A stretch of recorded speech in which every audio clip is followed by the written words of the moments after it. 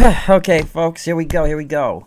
Tonight, Bound for Glory 2020 review, Impact Wrestling, their biggest show of the year. What do we got tonight? A lot to say about this pay-per-view, okay? But before I even get into this pay-per-view, a few things I want to address before we start this whole thing off, okay? Number one, this was supposed to be a joint review, and this was going to be a joint review with my co-hosts and whatnot. And he was really looking forward to doing this review on Bound for Glory. He's trying to get back into Impact and everything, and he actually wanted to talk about this show tonight. But unfortunately, he had to take care of some stuff. I got the message this morning.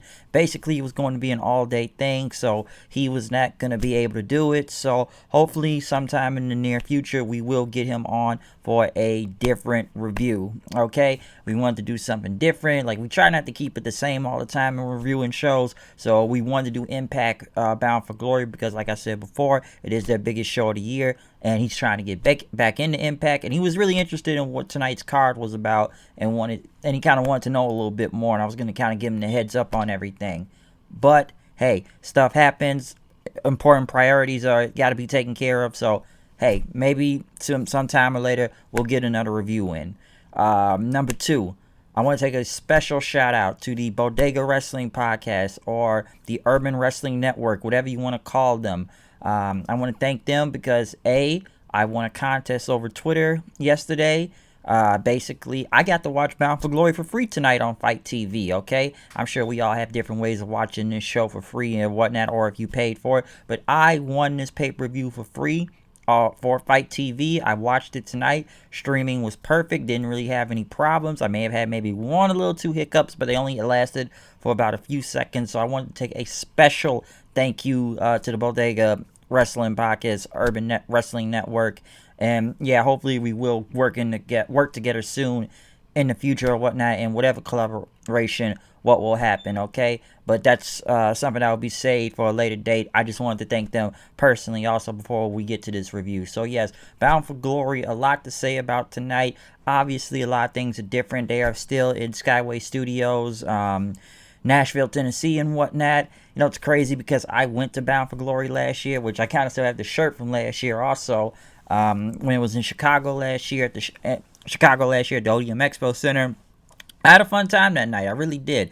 It was a really fun show. It was really good. I had some good seats and whatnot, and I enjoyed myself. But this year, with everything going on right now, pandemic, we're still, like I said, in front of nobody right now, which I'm kind of going to get into that later into the show also, when it comes to maybe or may not having a crowd when it comes to this show. But I do want to talk about the pre-show, though, before we get into the main show and everything, because there was some things to say about it. Obviously, they were going to induct Ken Shamrock into the Impact Wrestling Hall of Fame, which actually had some special shout-outs also from some people that sent some video messages in. From Bret Hart, which he had a very nice message. Mick Foley, multiple MMA legends and whatnot talking about Ken Shamrock, and we all know The Rock was going to be inducting him. Like I said, a lot of this was mostly done through either Zoom or Skype or something, but they all did send video messages in talking about Ken Shamrock's induction into the Hall of Fame. I'm going to get to that in a second. We did have one pre-show match, and that was between the Rascals versus the Deaners. It's not much I can really say about that other than Deaners won. I'm surprised they went over the Rascals, to be honest. I thought they were pushing the Rascals, but they lost on the pre-show for some reason. One thing I did like about the pre-show is that they had Matt Striker and Don Callis back on commentary. It looks like we only see Don Callis for pay-per-views, and I was looking forward to Matt Striker being on commentary through the entire night, because I'm like, oh good, no Josh Matthews?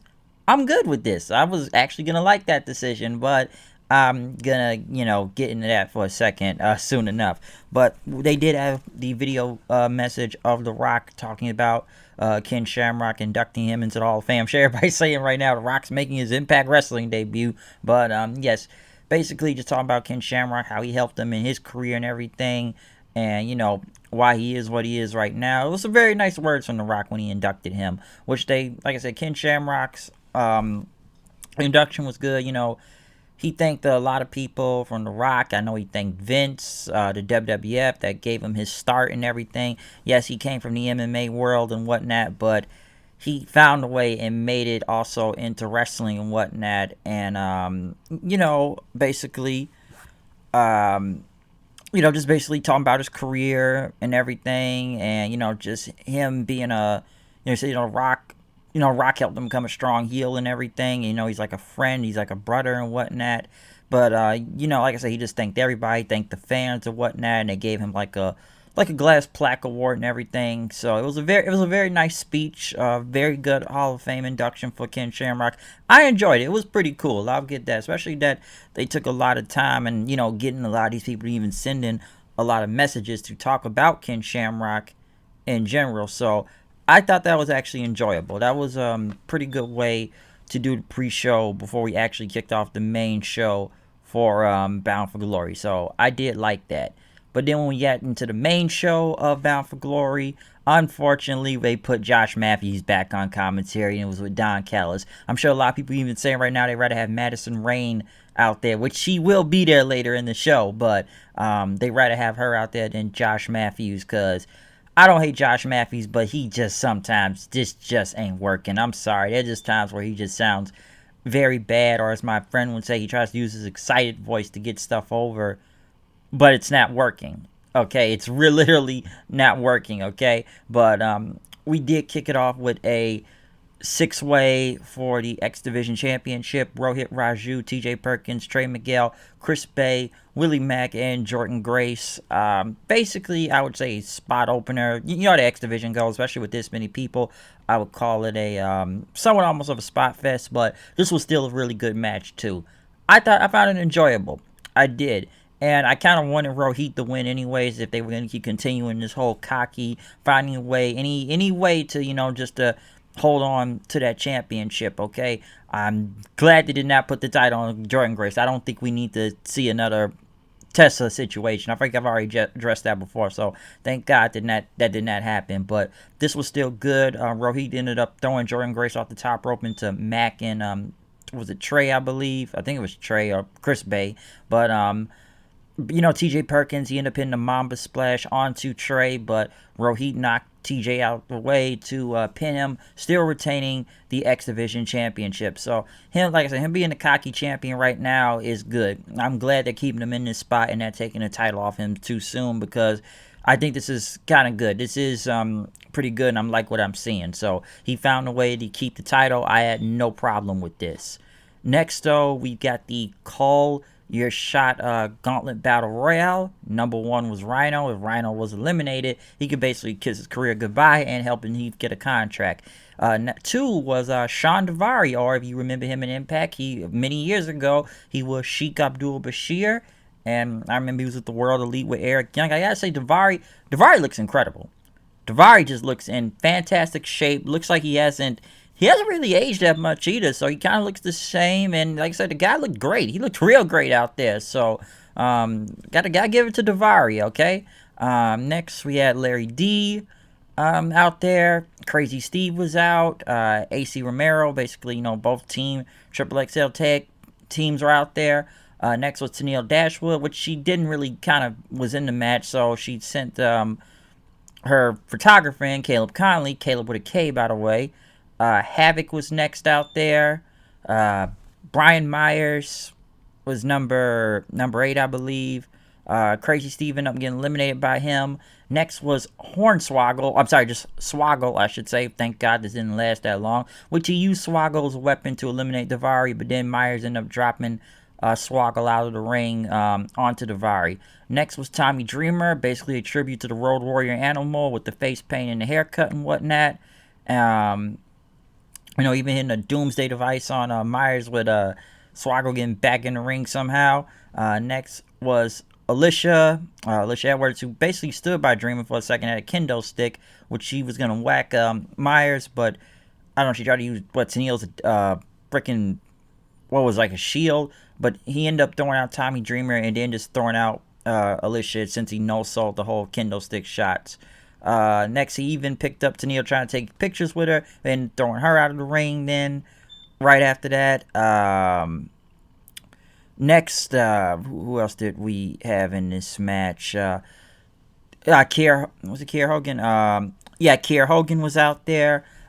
Listen, folks, we're not getting another twerk off in the ring, okay? I'm sure a lot of people would like to see that, but like I can sure the first thing people's minds are gonna think when Kiera Hogan comes out, of course, is the ass. We've already seen that before. The last time she was in a battle royale or whatnot, because I'm sure somebody's thinking right now, throw that ass in a circle or whatever song you want to come up with. This is my song for real, no doubt. Yeah, I'm sure you know the rest of the lyrics to that, or something to do with ass in the lyrics or whatnot. So I'm sure you all were thinking that right now, basically. But Kiera Hogan was out there next. Talia came out there with both, what's his name, Johnny Bravo and Rosemary. Next, Falaba came out there, who still had the wad of cash, by the way, he's still holding on to. I know Havoc ended up eliminating Kiera Hogan, pretty much laying on top of Tasha Steelz. Then next, Cowboy James Storm was back. Didn't really expect to see Cowboy James Storm back in Impact. Basically, just recently left. What did he just leave? He just basically left NWA not that long ago. And I know the rumors everybody's been talking about, he's been helping train Ronda Rousey. It's kind of the last time we kind of heard about Storm, because honestly, I think the last time James Storm was even in Impact was back about, what, maybe 2-3 years ago, when he was in that horrible GFW part of the show. I think he explained why he left Impact a few years ago or whatnot. Anyways, I think he just said he was being put on a shelf and management just kept changing everything. So I don't know if he's officially back in that, but I was surprised to see the Cowboy James Storm return back. I didn't really think he was even going to come back here, or I don't even know if this is a one-off like a lot of these guys in this show tonight. But Storm came in, he eliminated, Larry D. Next, Reno Scum was back-to-back. Heath Slater came out, which he ended up doing like I think like a reverse neck breaker, but apparently he looked like he may have gotten hurt. I don't know if it was a hamstring or a lower back people are talking about right now, but he was falling on the ground at one point in a lot of pain and looked like the referee was checking on him. He was able to continue the match, but he looked really hurt, and he ended up throwing Brian Myers out. Sami Callihan was next, pretty much going for Storm.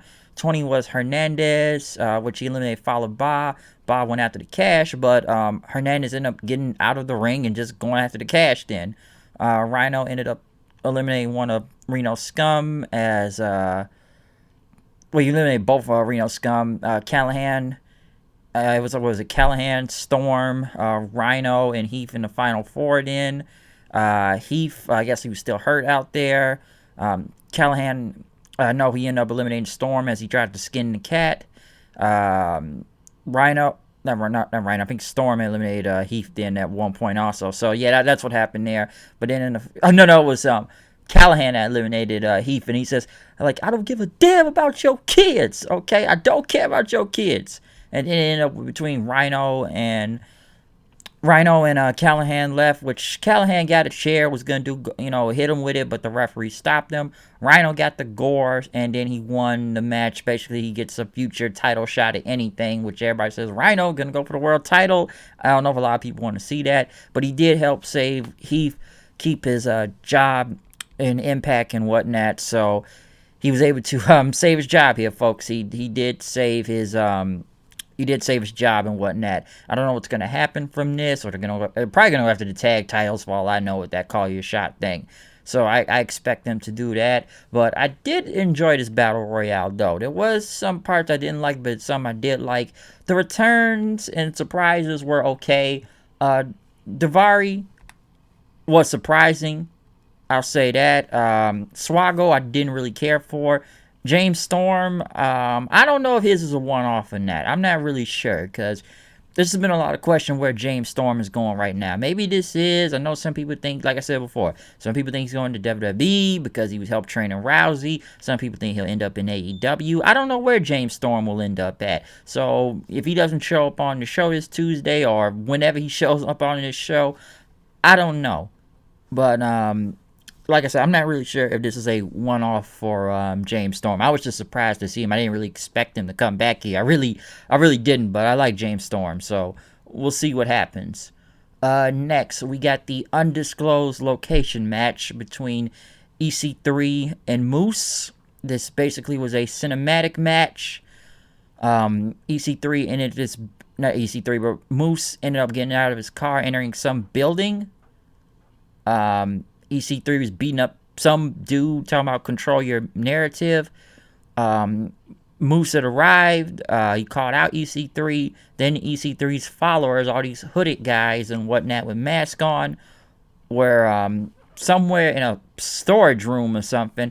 Honestly, I thought this was going to be at the Impact Zone. I actually really thought this was going to be in Florida for some reason. I don't know why, but I kind of expected the whole, destroy your past thing. So we got this match where both these guys start punching each other, and we got this very weird, like, 80s dance music playing. I didn't like the music in the background, by the way. That was not needed.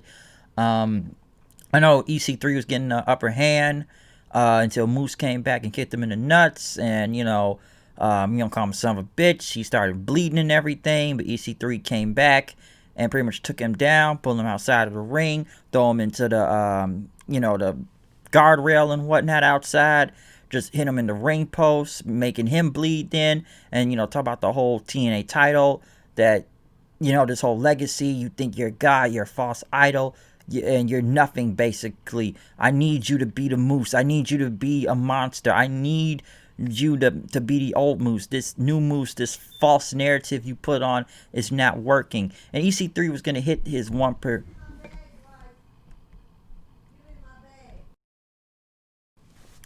But yeah, as I said though, he basically called him the false narrative and yada yada, and EC3 went for the 1%er, but he basically had a flashback then of his old self about to play the Trouble song, and he didn't want to go back to being the whole old EC3, so he basically let go of Moose. Moose hit a spear on him. He hit him several times and punched him. I guess there were a flashback montage of him then, and then Moose, he out EC3 and says, "This is what you wanted, right? Huh?"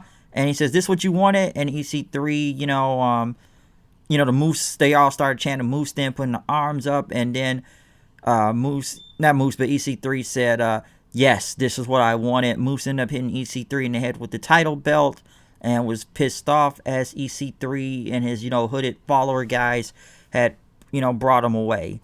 What can I say about this cinematic match, which the commentators called it dark?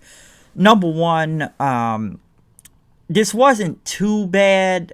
Okay, it's not like they went over the top with these cinematic matches for this one. It's not like I saw some flying spaceship or something, but one, I did not like the music. The music really took away from it. It just got annoying. Why did you need this very bad sounding 80s music in there? I don't know why. Two, do I think they could have done a little bit more with it? Maybe. I don't mind the gritty, dark fight because it was a fight, technically. That's what it was supposed to be and whatnot. Like I said, I didn't hate it and I didn't like it at the same time. It was just kind of, there. I just could have done without the music behind it and whatnot. Like I said, I don't know where this is going to go. I kind of thought Moose was going to win anyways, because it could have been easy for EC3, but then again, I don't know what the status for EC3 it is right now. He's kind of on a freelance thing. Like I said, we know the guy is here, and we know the guy is in Ring of Honor right now, so I don't know what type of EC3 tour this is going on right now, him destroying his past, because I feel like he's coming to Impact, then he's going to go to Ring of Honor and do something, then he'll maybe go to AEW and do something. I don't know the whole thing with EC3 right now. I really don't, but it's like I said, this wasn't that bad. I don't know if we'll see more of EC3 in Impact. I'm not really sure. Like I said, the guy's in both Impact and Ring of Honor right now.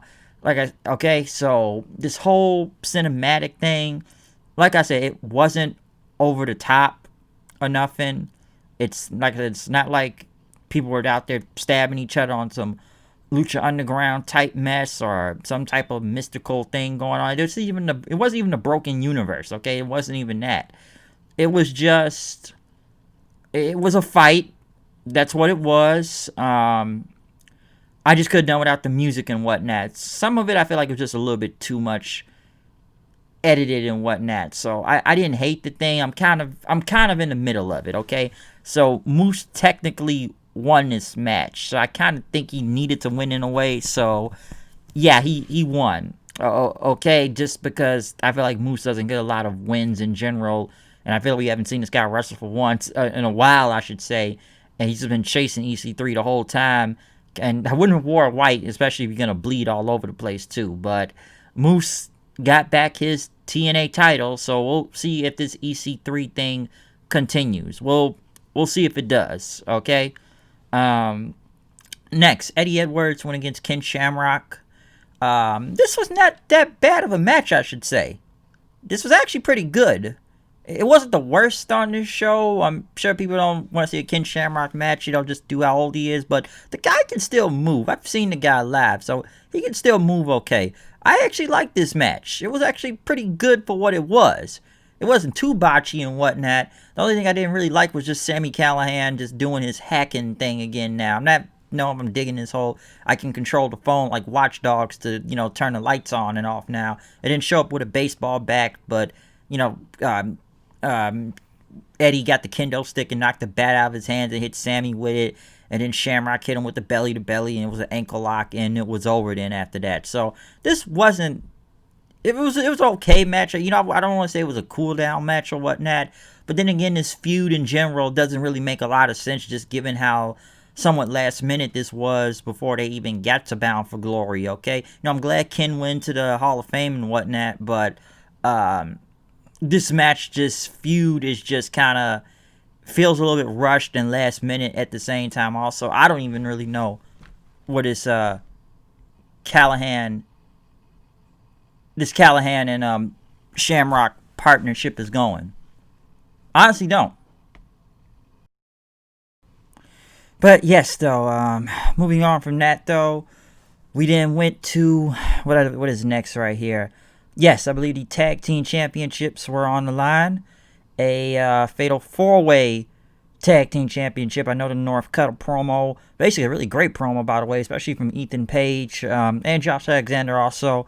Basically talking about they're going to take the tag team titles back, and that 94 days that the Guns have had those belts, they're going to lose those championships tonight. Okay, so it's basically we got the Motor City Machine Guns, the North, the Good Brothers, and Ace Austin and Madman Fulton. But before this match even began, the North ended up attacking the Motor City Machine Guns during their entrance. They end up attacking Alex Shelley, basically hitting him with like a double underhook pile driver onto the top of the stage or whatnot. Medics had to come out and pretty much carry Alex Shelley away, so Chris Sabin had to do the match on his own.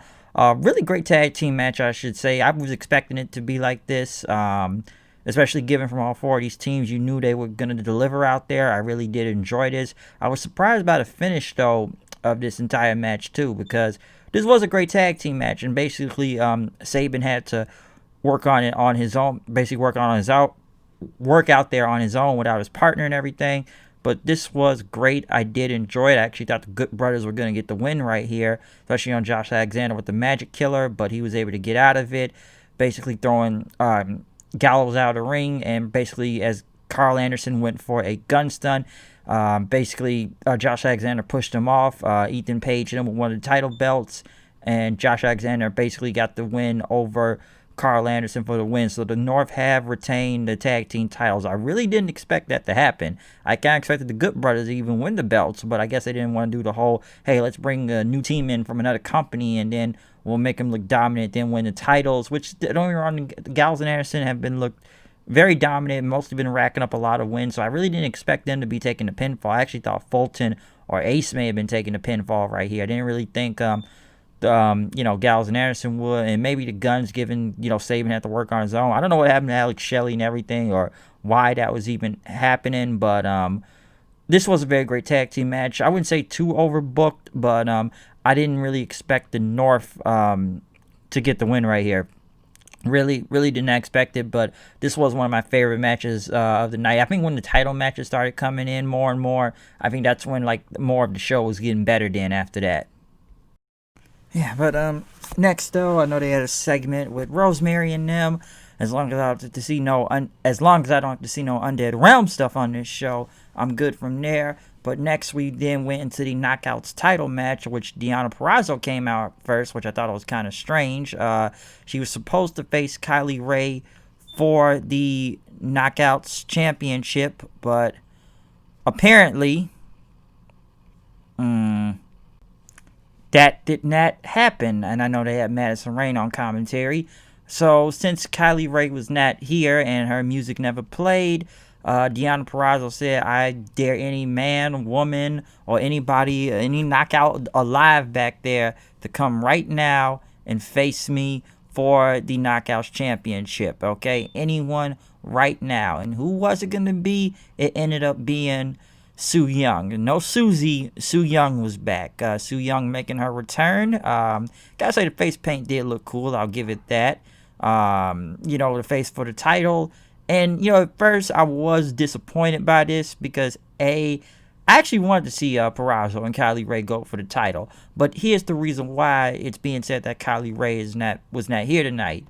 Apparently, she was at that collective thing that was on that Fight TV special not that long ago, that whole thing in Indiana. And we all know a lot of people end up getting the virus from there. So I don't know if she was part of it, but that's kind of the rumor right now, that she caught the virus from that collective thing, and that's why I guess maybe Impact didn't allow her to wrestle tonight. Maybe she has the virus. I don't know. That's just the thing I've been hearing around tonight. The reason why she was not on the pay-per-view, because I was like, where is she at? What happened for real? Like, how come we're not getting the title match? So we just almost like a bait and switch right here. Why are we doing this? So I don't know how true that is, but that's kind of the rumor right now, that like she was at the collective thing. I do know that, but apparently, like I said, the reason why she was not there because she may have caught the virus from there. So I don't know. But this was a good match, though, between Deonna Purrazzo and Su Yung. I actually wanted Deonna Purrazzo to go over because I felt like, just given she's only had like one pay-per-view, what is her first pay-per-view title defense, I actually thought she was going to go over. But I did enjoy this match, though. Now, yes, there was a ref bump and whatnot throughout this. And, Su Yung had got the pin on her, and the referee was down after Deonna kicked her. Kimberly came in with a chair and hit Su Yung with it. Basically, Deonna had to cover, and then pretty much tried to use the whole armbar thing into a chair, but did not work. Su Yung had got it with the mandible claw and whatnot, but Kimberly had to stop her, which she got misted in. She went back for the whole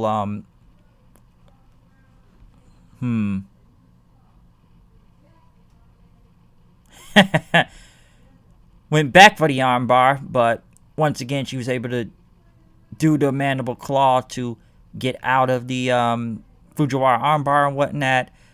Basically then right after, I guess Su's shoulder was popped out of place, but she popped it back in. Deonna tried to go for the armbar again, but she got hit with a stunner, and then Su Yung hit the panic switch, become the new Knockouts champion, I should say.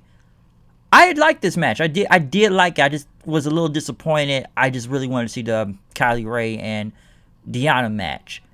This match was not bad, though. I'm not trying to hate on the match or anything. Just, I didn't really think Deonna was still going to lose the belt, though.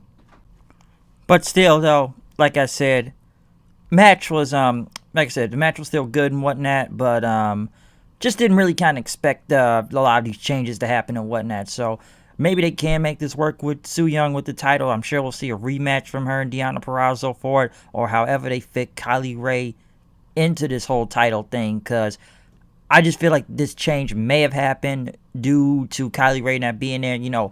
Potentially may have the virus. I don't know what's going on with that, but I really didn't expect Deonna Purrazzo to lose the title right here. But like I said, this was still a really good title match for the Knockouts Championship, which also they finally, and I mean finally, announced at Hard to Kill in January, they will be bringing back the Knockouts Tag Team Championships back. I know it's been rumored for a very, very long time.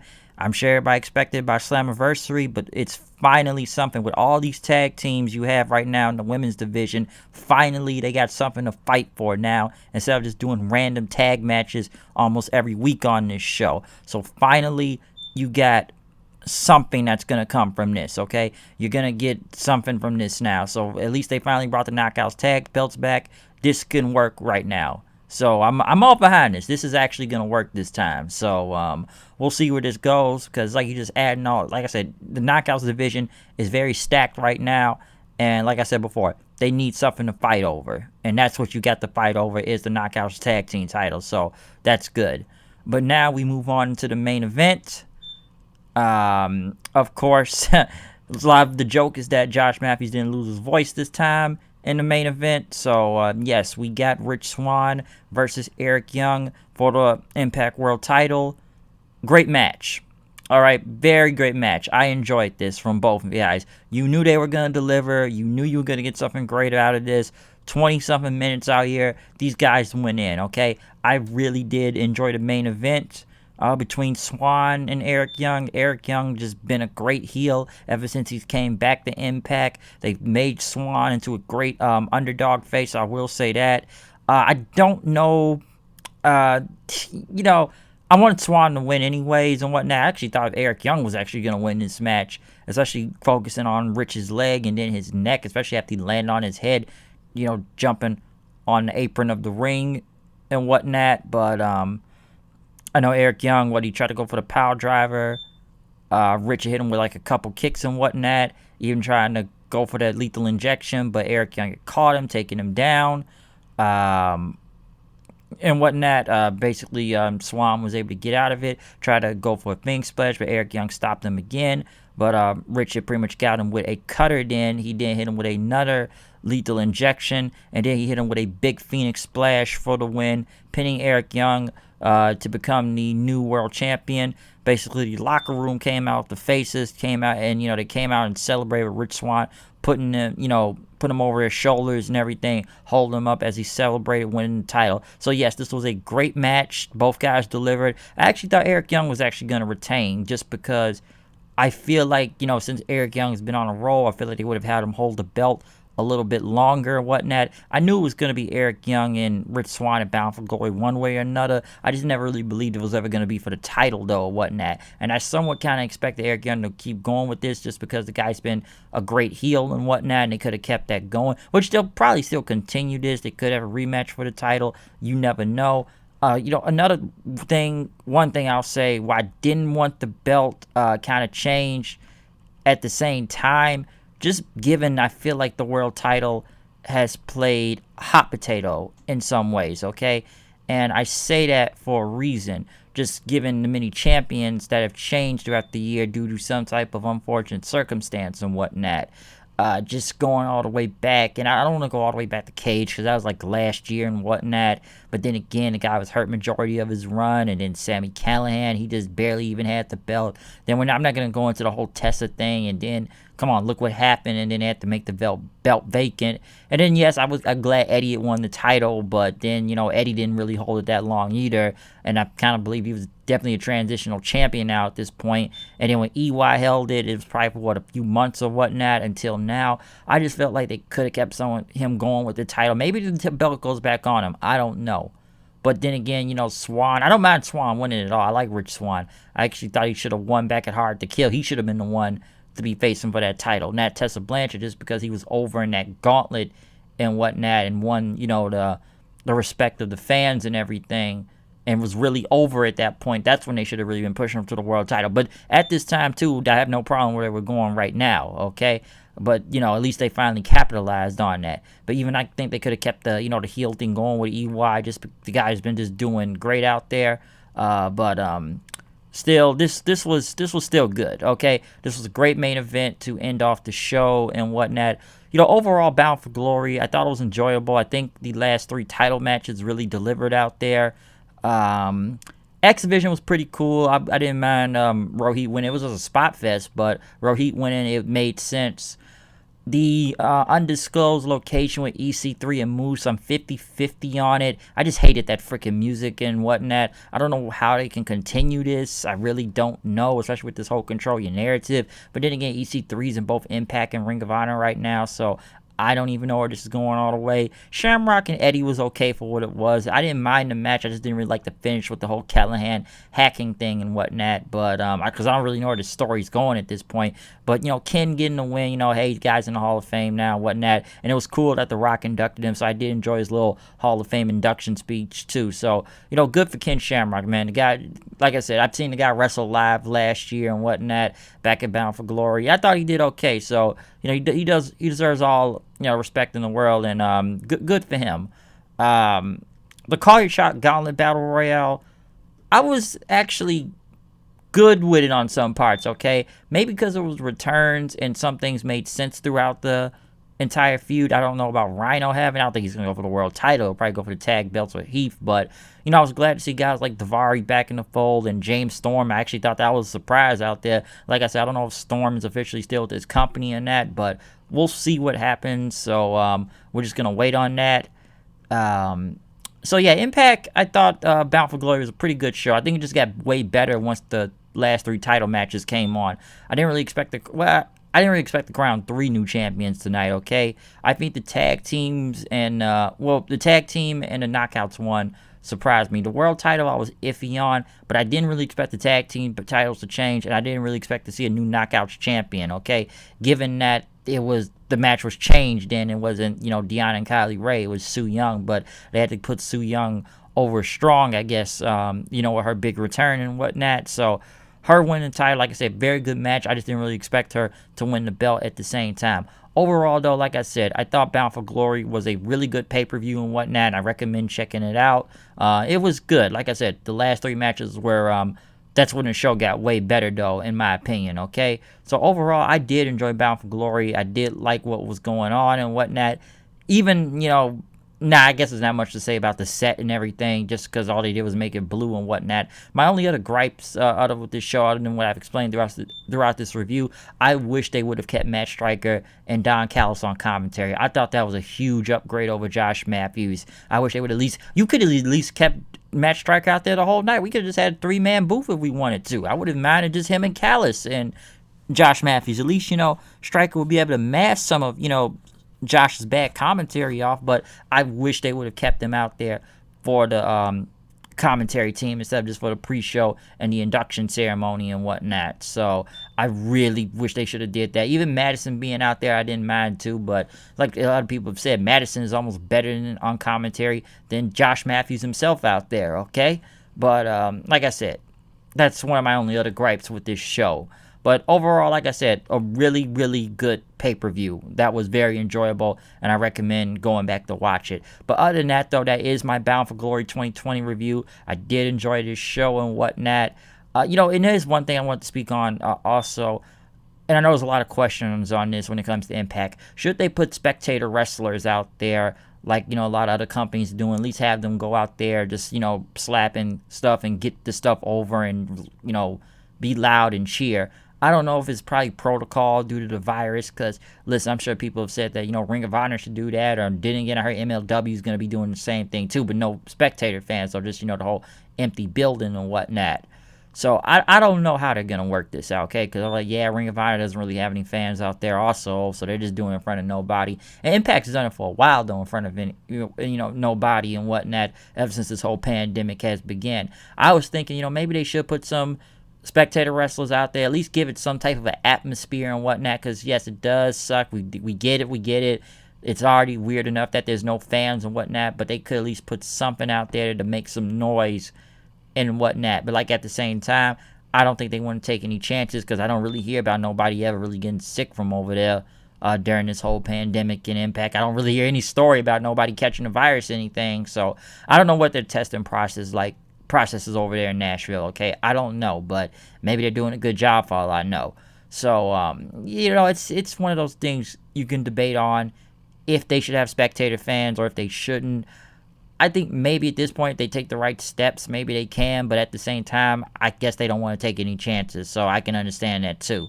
But that's what I kind of think about the whole thing when it comes to Bound for Glory. You needed some type of reaction out there to at least get you something. Okay, like, I still like this show and enjoyed it, but you need somebody to hype it up out there in the crowd, I should say.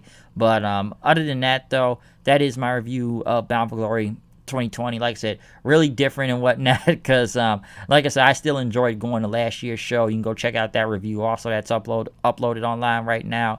But like I said, overall, really good show. I enjoyed it. Comment, subscribe, follow me on Twitter at HoodedKnight890. Tell me what you think about Bound for Glory tonight. Did you enjoy this pay-per-view? What did you think was the best match? Were you surprised by a lot of the title changes in the last 3 matches of this show? Okay, did you like the whole undisclosed thing with EC3 and Moose? Tell me what you think about this show. Even the little surprises that were in that Call Your Shot Gauntlet Battle Royale, okay? So, other than that, though, I will be back tomorrow night for a Hell in a Cell review, so get ready for that. Okay, let's see how that goes, because it's going to be hell alright to probably watch through that entire show, but we'll see what happens and how we get through this tonight. So, other than that, I'm out of here. I'll see you guys later. Peace out. This will be uploaded tonight, sooner or later.